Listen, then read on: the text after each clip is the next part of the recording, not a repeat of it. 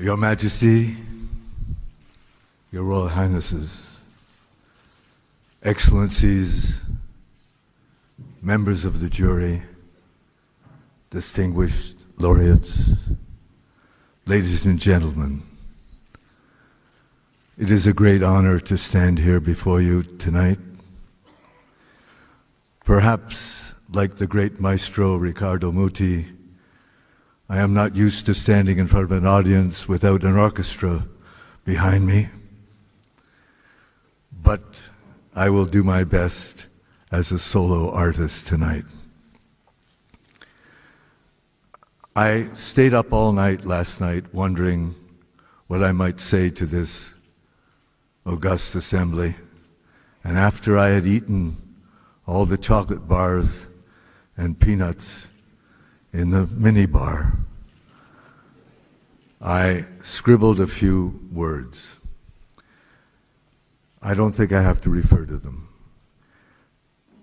Obviously, I am deeply touched to be recognized by the foundation, but I've come here tonight to express another dimension of gratitude. I think I can do it in 3 or 4 minutes, and I will try. When I was packing in Los Angeles to come here, I had a sense of unease because I've always felt some ambiguity about an award for poetry. Poetry comes from a place that no one commands and no one conquers, so I feel somewhat like a charlatan to accept an award for an activity which I do not command.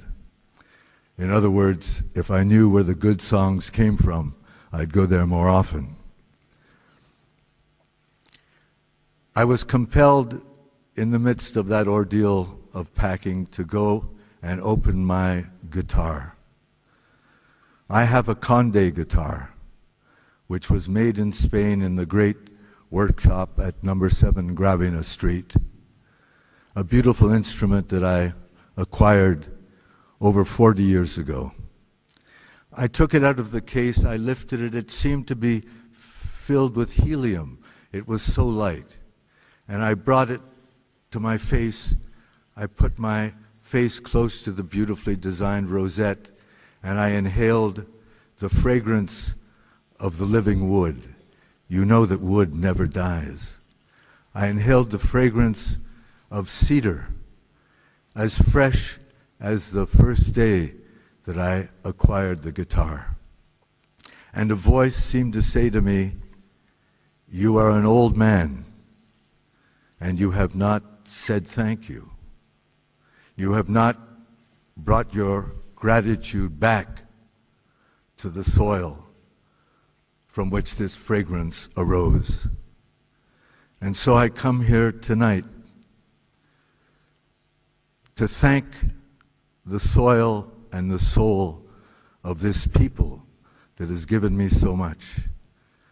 Because I know, just as an identity card is not a man, a credit rating is not a country. Now, you know of my deep association and confraternity with the poet Federico García Lorca.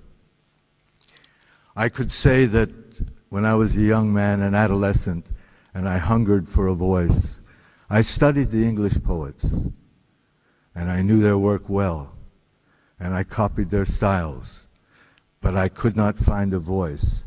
It was only when I read, even in translation, the works of Lorca, that I understood that there was a voice.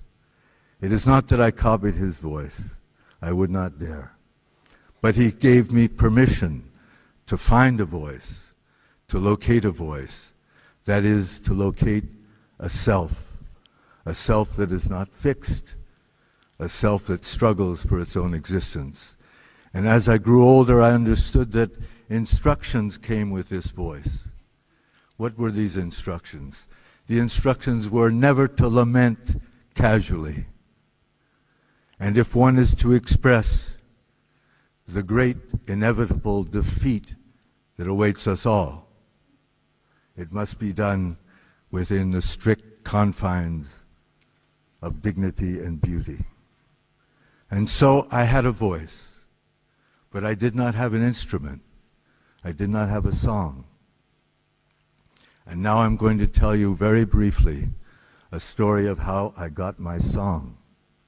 Because I was an indifferent guitar player. I banged the chords. I only knew a few of them. I sat around with my college friends drinking and singing the folk songs or the popular songs of the day, but I never in 1,000 years thought of myself as a musician or as a singer. One day, in the early 60s, I was visiting my mother's house in Montreal. The house is beside a park, and in the park there's a tennis court where many people come to watch the beautiful young tennis players enjoy their sport. I wandered back to this park, which I had known since my childhood, and there was a young man playing a guitar. He was playing a flamenco guitar. And he was surrounded by 2 or 3 girls and boys who were listening to him. I loved the way he played. There was something about the way he played that captured me. It was the way I wanted to play and knew that I would never be able to play. And I sat there with the other listeners for a few moments, and then there was a silence, an appropriate silence. I asked him if he would give me guitar lessons.